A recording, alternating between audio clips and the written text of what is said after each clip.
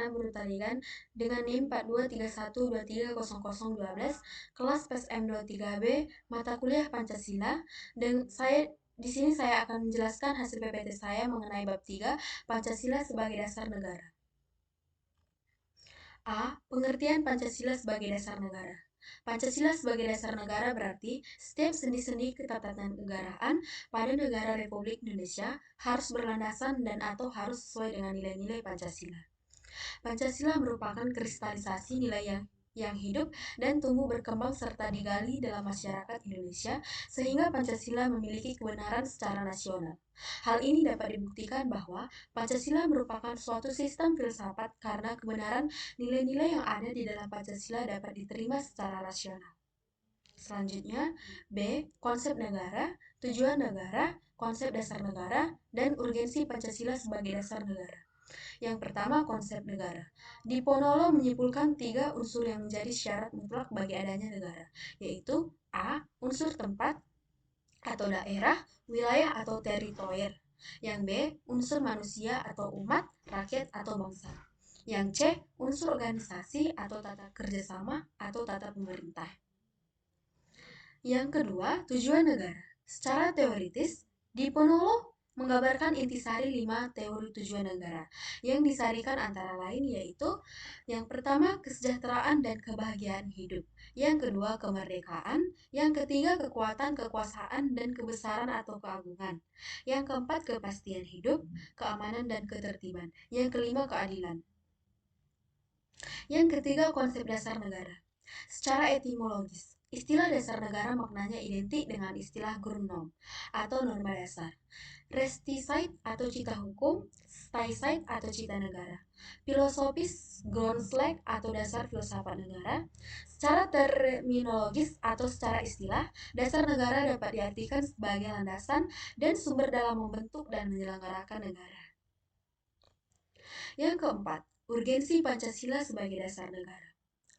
Arti penting Pancasila sebagai dasar negara Indonesia lebih kepada penyelenggaraan negara.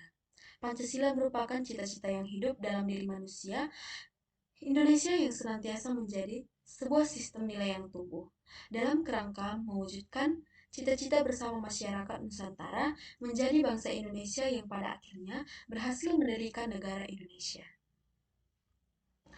C. Hubungan antara proklamasi dengan pembukaan Undang-Undang Dasar. Di dalam pembukaan Undang-Undang 1945, tepatnya pada alinea ketiga, terdapat pernyataan kemerdekaan yang dinyatakan oleh Indonesia, maka dapat ditentukan letak dan sifat hubungan antara proklamasi kemerdekaan 17 Agustus 1945 dengan pembukaan Undang-Undang 1945. Antara lain, yang A, disebutkan kembali pernyataan kemerdekaan dalam bagian ketiga pembukaan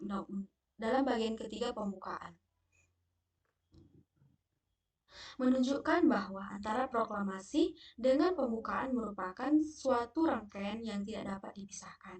Yang B, ditetapkannya pembukaan pada 18 Agustus 1945 bersama-sama ditetapkannya Undang-Undang Dasar, Presiden dan Wakil Presiden merupakan realisasi bagian kedua proklamasi. Yang C, pembukaan hakikatnya merupakan pernyataan kemerdekaan yang lebih terperinci dari adanya cita-cita luhur yang menjadi semangat mendorong ditegakkannya kemerdekaan dalam bentuk negara Indonesia merdeka, berdaulat, bersatu, adil dan makmur dengan berdasarkan asas kerohanian Pancasila. Yang D, dengan demikian, sifat hubungan antara pembukaan dan proklamasi yaitu memberikan penjelasan terhadap dilaksanakannya proklamasi pada 17 Agustus 1945 dan memberikan pertanggungjawaban terhadap dilaksananya proklamasi 17 Agustus 1945. Yang D,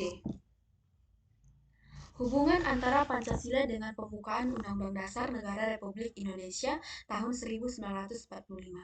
Hubungan Pancasila dengan pembukaan Undang-Undang Dasar Negara Republik Indonesia tahun 1945 dapat dipahami sebagai hubungan yang bersifat formal dan material. Adapun hubungan Pancasila dengan pembukaan Undang-Undang Dasar Negara Republik Indonesia tahun 1945 secara material adalah menunjuk materi pokok atau isi pembukaan yang tidak lain adalah Pancasila. Nah, di samping ini kita bisa melihat piramida, ada piramida yang terdiri ada isi piramida yang terdiri dari tiga. Yang pertama pembukaan, yang kedua batang tubuh Undang-Undang Dasar 1945, yang ketiga rakyat. Hubungan antara Pancasila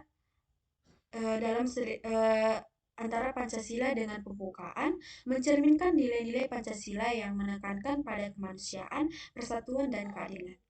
Hubungan antara Pancasila dengan pembukaan Undang-Undang Dasar Negara Republik Indonesia tahun 1945 dengan batang tubuh Undang-Undang Dasar 1945 terletak pada penerapan nilai-nilai Pancasila dalam sistem pemerintah dan hukum.